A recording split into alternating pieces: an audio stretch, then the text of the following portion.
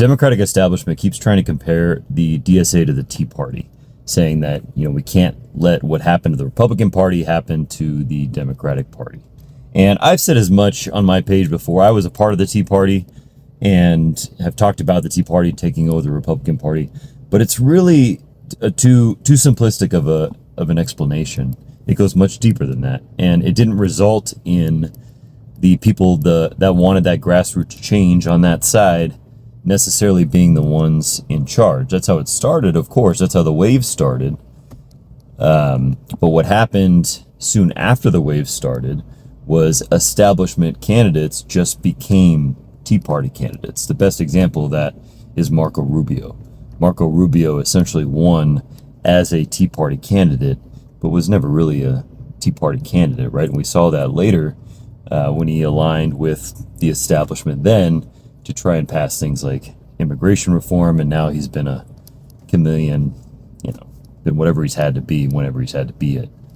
And that's what happened. And so you see now, and Trump is sort of the ultimate example of that, of somebody coming in and, taking advantage of a situation, claiming that he's a savior, and taking over the party. And so what really happened was the party was taken over by some really nefarious people. These are the establishment people that just have no principles. They'll say whatever they have to say. And that's what snuck in and took over. And that's why I've warned so much about, the best example is the Congressional Black Caucus that really doesn't represent anymore the interests of Black Americans. These things just end up getting hijacked and then used against whoever started them in the first place. And the only way to really stop that is to have a lot of us, to have a lot of energy, a lot of information out there, and the momentum moving in our favor.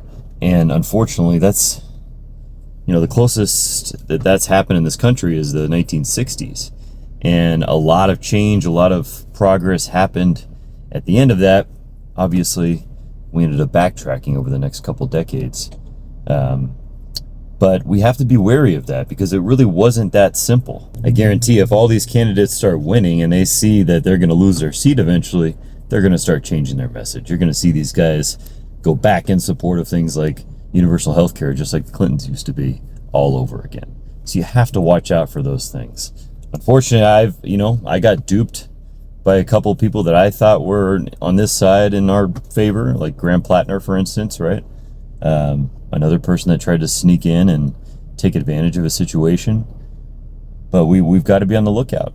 We have to help each other because I'm good at seeing it in some people, not good at seeing it in others. And so we've got to listen to each other.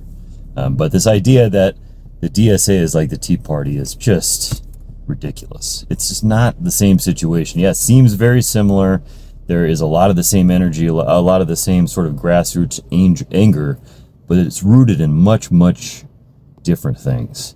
And the principles of it are very different. And the thing that we have to watch out for, if we don't want to be like Republicans, is it getting hijacked by the worst people imaginable.